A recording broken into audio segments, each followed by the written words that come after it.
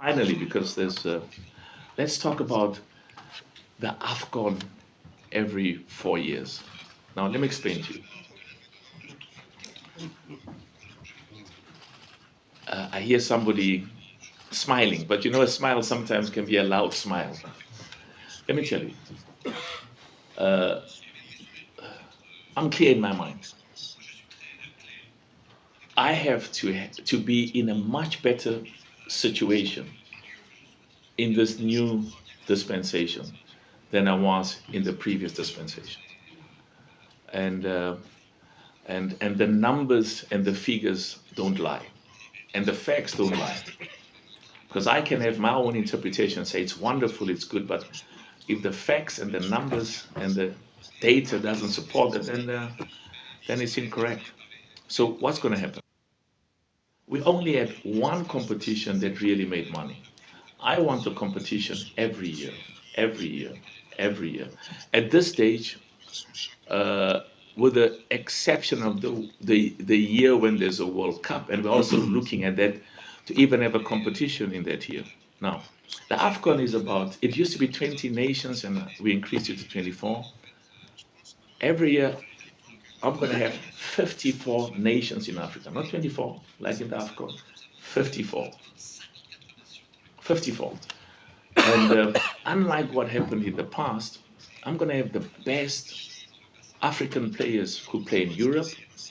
We are proud of them. The best African players who play in America, proud of them. In Asia, in South America, they're going to be part of this competition every year in Africa. Now, how much do I pay for the Afcon? I think when I became president, the first prize was maybe 4 million or something, 4 million, and I immediately we owed $150 million at the time, and then increased it again to 7 for Cote d'Ivoire, and increased it again to 10. And I'm excited because I know some of those players, not the ones who play in Europe, the ones in Africa, if they get significant money, some of that money goes into their pockets, and that's what we want. So part of my objective is to make sure that in every sense, the African Nation League competes with AFCON. I don't want one fishing rod to try and catch fish for me in the sea. I want, the AFCON fishing rod was once every 2 years. I'm going to have a fishing rod every year.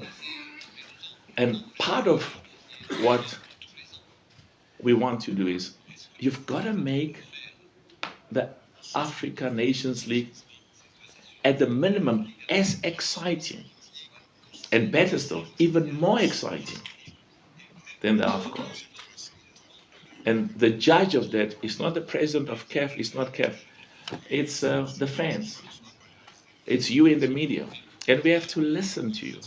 Whether we agree or disagree is irrelevant. And sometimes what's even more important is when you criticize us. It's a learning opportunity. So we currently pay 10 million, and I shouldn't say this, so if you agree, if you promise not to write about it and keep it to yourself, I'll say it quickly. My aim is to get 10 million first prize for the Africa Nations League. Where am I going to get the money from? I'll find it. So if I've got 10 million there, and make sure that the African Nation League competes in every sense with the AFCON.